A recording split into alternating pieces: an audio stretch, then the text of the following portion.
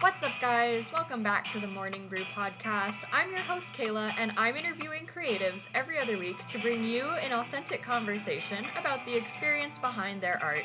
Before we get started, make sure that you're following the Morning Brew Podcast on Spotify, Apple Podcasts, Instagram, and YouTube so that you don't miss any uploads or updates. This week, I'm super excited because I'm introducing you to my new friend, Craig Fort, from the band Lightning Stills, and we are here to talk about their album that came out on February 20th. Well, hey, Craig, thanks so much for joining. Super excited to get to know you a little bit better. Can you tell everybody your name and where you're from? My name is Craig Fort. I'm originally from Columbus, Nebraska. I moved to Omaha, Nebraska, 2003, and now I live just outside of Omaha in a smaller town. So, but yeah. Awesome. And we're here to talk about your band Lightning Stills and the debut album, which at the time of recording comes out this Friday. February 20th, yes. Let's go. Before we dive into the album, can you tell me a little bit more about the band? Yeah, this is something that was very challenging for me to get started, but it was something I really wanted to do. I've been playing in heavier bands for the last 15, 20 years, and I was partying a ton, and then I ended up getting sober, which our release date is 6 years of sobriety for me. So that's kind of a special thing. But I started this band when I got sober, like right as I was like drying out and detoxing. I like wrote my first song for it, and then it was during COVID.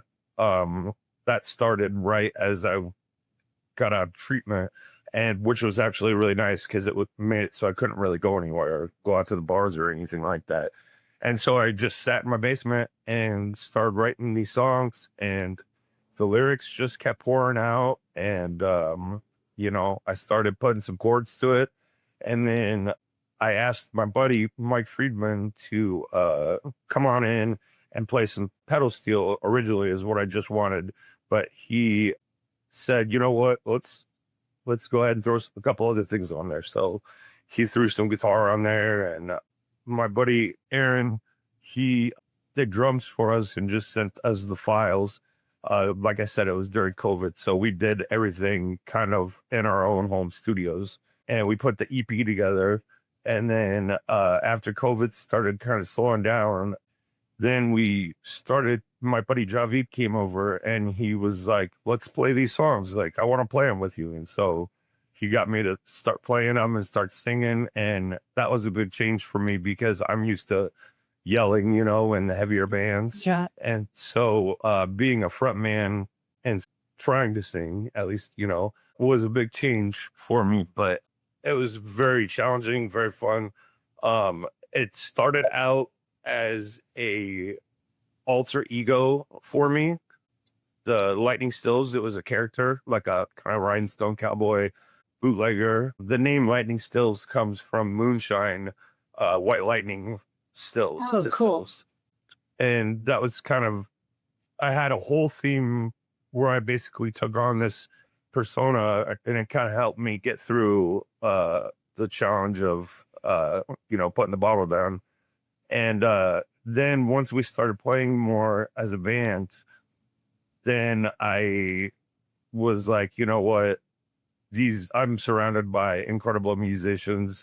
This isn't a one-man thing anymore. This is a whole band. So now it's less of the character and more of a whole band as Lightning Stills.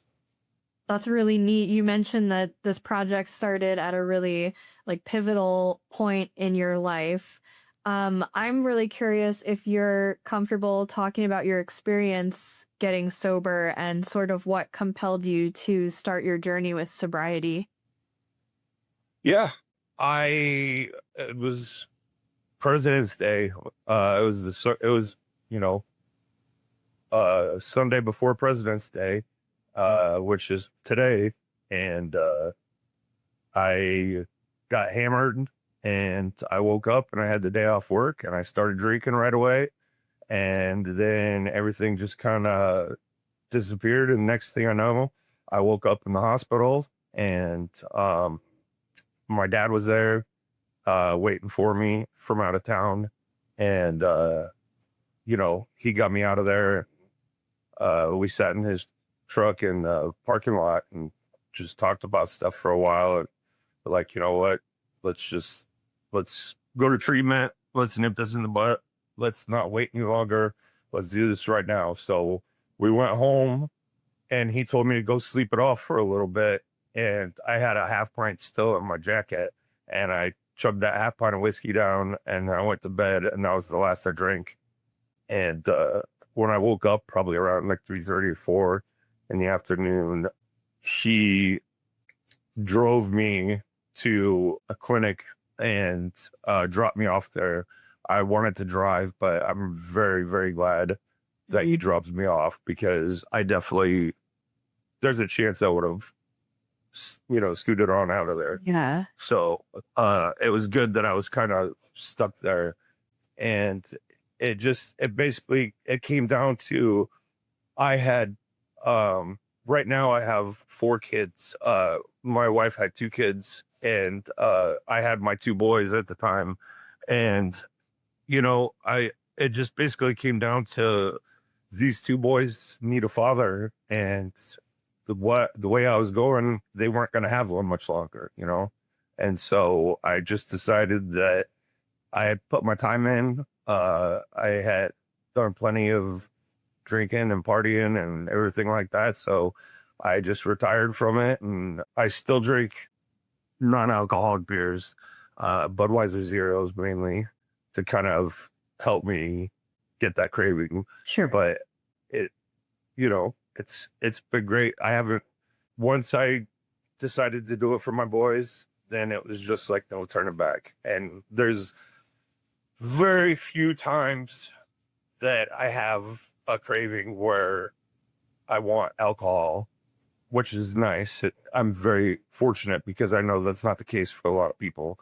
But when it happens, it's a flash. It'll be like, hey, that sounds really good right now just because I'm stressed and I see a liquor store across the street and I'll be like, maybe I should get something. And then it's like instantly smashed. Like you realize everything that would fall apart. Like if I went back to drinking, I'd be done for. So I just, I put my time in. That's really inspirational. Thank you so much for sharing that. Rather than lecturing on the evils of alcohol, your album chooses to tell life stories while still being in the moment. What was the creative reasoning behind this approach with the album? There was no rhyme or reason for it. It was just, like I said, songs just start pouring out of me. And unlike any other band I've ever been in, just for some reason, this character that I started with, I could really relate to. And it was a good way of coping with things for me, I think. The record is not a concept or anything like that. It's just, I had a bunch of songs and I said, which ones should we use? And we picked out, 8 of them. And, we recorded a couple extra that are coming out later, but on this one, it has 8 songs and it's all true stuff. It's just me venting, basically. It's in a comical way, but when you realize what it's about, it's a lot darker. That's just kind of, for some reason, that is just my coping mechanism, I guess, just to kind of write funny stuff that's actually traumatizing. I feel that. I have I have dark humor as well, but about different things. Sure. Did working on the album sort of help you with staying sober at the time? Yeah, absolutely. The whole thing is just a great creative process for me, and it keeps me occupied, keeps me out of trouble, gives me a way to put my feelings down on paper, and then project them out with the music. And I love working with Mike. I love working with Dan. I love working with all the guys in the band. Like it's been really great. And the other thing is most of the band is retired drunks. We're all sober except for one of us. So right now, so our practices have lots of NA beers chucked, but we used to all hang out at the same bar together, and now we're all just kind of sticking together and doing our thing. And we've got a outlet that's keeping us busy and not wanting to drink, so it's working out all right. That's great. You mentioned it a little bit earlier, and I was reading up about this. You guys have all played in various genres of music, metal, folk, indie. How do you know what genre best fits a project? It's just whatever I'm feeling at the time. I think my music is all over the board, what I listen to. So it's just natural to be, like one night we have a very heavy band that practices and shakes the whole house. And then another night during the week, we have this country band practice, and, it's very tame and a lot less yelling, and we don't use such big cabinets for our guitars. So yeah, it's fun. How did you find kind of the right sound for this album? You mentioned that like the content matter is very heavy, but the tone is very lighthearted. How'd you kind of settle for this one? You mean like music wise, like sound wise, Yeah. the instruments? With this album, the last couple releases we had, I made the chords for, and then Mike decorated the cake. He did all the cool stuff on it. And so with this album, it was the first time doing a different writing approach where I wrote the lyrics and I handed them to Mike, and then he wrote chords to go with it. And then, as a band, it kind of, you hear little things transformed here and there, but it was a big collaboration where it just ended up blending together so well. And he just has this way of bringing out exactly what I want in the songs, what I'm going for, the feeling I'm going for. That's amazing. One of the tracks, My Mama Wants a Love Song, was just recently released as a single. Can you break down that song a little bit for me? I sure can. One day, my mom called me up and she was like, you know what? Why don't you knock it off with the drinking and the drugging stuff? Like, write your wife a nice love song. Like, she deserves something like that, this little stuff, I don't want to hear it anymore. And so after I got off the phone with her, I was just sitting there thinking about how uncomfortable that was, that like trying to write a love song was at that time. Nothing because not because I don't have love feelings for my wife, but to make myself that vulnerable at that time when I was at was very cringy. And so then I start thinking, well, why don't I just write about this? So I just kind of took it, and it ended up with the video. I made a video for it, and it ended up turning into a love song for my mom and kind of for all moms. That's really neat. I definitely get what you mean about like it can't be a love song can't be like forced. Um Right. you definitely have to be like in the right mindset and have the right inspiration, but I definitely know what you're talking about. I listened to the album this week and I really enjoyed the wordplay in the song Spirits. And I was wondering if you could tell me a little bit more about the story that you're trying to tell with that song. That song is basically just about me, times when I was drinking, when I would be very depressed, and I would just hide out and not answer phone calls, not answer texts, not answer the door, just sit in my room and drink and like try and disappear from the world because I was so overwhelmed. And it just is kind of a song I like to do the play on words. So the spirits chasing me and the alcohol spirits, that was kind of fun to deal with. But it's really just about me being too afraid to face life and just drowning myself in a bottle instead. I really enjoyed the kind of dual meaning of the word spirit in the song, and I thought that was really neat. Thank you.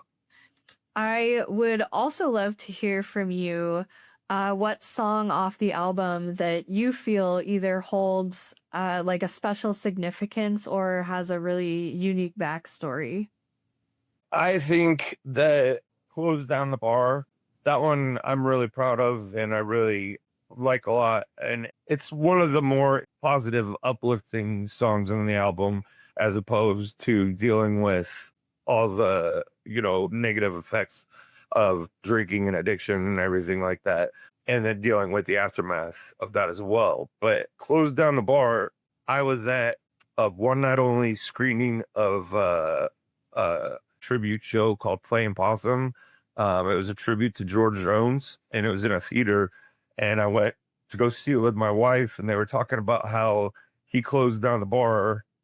And in my head, I just kind of start joking. I started thinking about the level of the magnitude of drinking that I was doing at the bars. And I was like, oh, I closed down the bar when I quit drinking. And then it was just like a Dewey Cox moment. It just like sparked in my head. And I was enjoying the movie, but I really wanted to get home and write this, like put pen to paper and just get this going.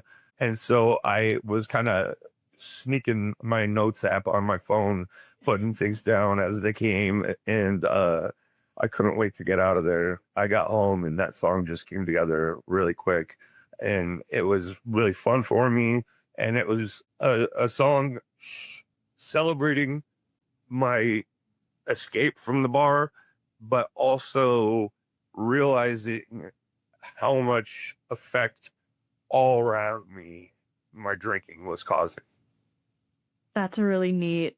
If you could have listeners take away one thing from listening to your album, what would it be? Oh, that's a really good question. I haven't thought about that. Thank you.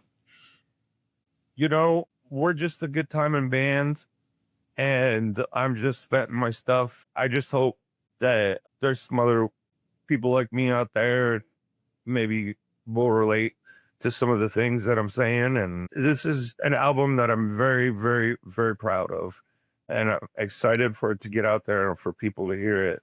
And I just want people to, I mean, even though it has dark stuff, I just want people to have fun with it and enjoy the songs. And, like I said, we're a good time in band. So it's all about fun. Even though we're touching on some dark subjects, it's just about having a good time and, putting your head down and realizing you have to get through it.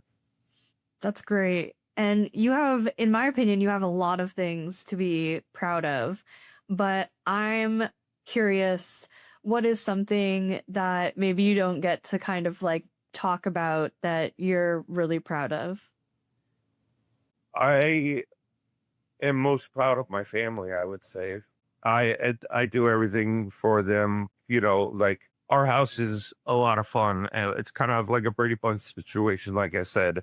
But we got 4 kids, 4 goats, 4 cats, big old dog.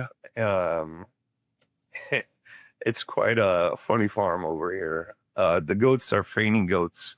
I got them at the beginning of the year, so this was their first winter, their first time seeing snow. So that was interesting. But the dog stays outside and plays with the goat, or not plays, protects the goats overnight. And he does play with them too. He used to try to make them faint a lot. He doesn't do that as much anymore, but he does that. And then I've got barn doors that I had to install all throughout my house because for various reasons we have 4 cats. I've never been a cat person ever in my life. I never wanted to live with a cat, and now I'm living with 4 cats.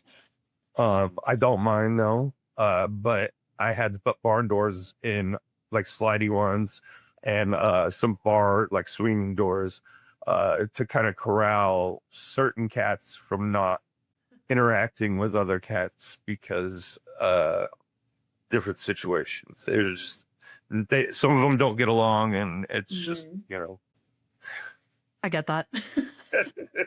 it's a lot going on over here. That sounds like a really fun house, though, to hang out. It is, and it like I said, it's something I'm proud of, and this is the first home I owned. Is like a little cabin in the woods right in the middle of the small town that I'm in. I only have like 2 neighbors. I'm surrounded by trees. You can see all the stars at night. We got goats, we got land, we got, it's really nice, and it's fun being able to do things that I want to do because I can. Like I'm gonna put in like a Murphy bookshelf. Ooh. And just I do things like that to make it fun for the kids too, Yeah. That's super neat. My last question for you actually comes from somebody else. I do a segment where I have the previous guest ask a question for you, and then you get to ask a question for whoever my next guest might be. So my last guest on the show, her name is Hilly Hindi, and she is on YouTube under the Hillywood Show. And she would like to ask you, what is your favorite way to unwind, but kind of stay in the creative space without it being work?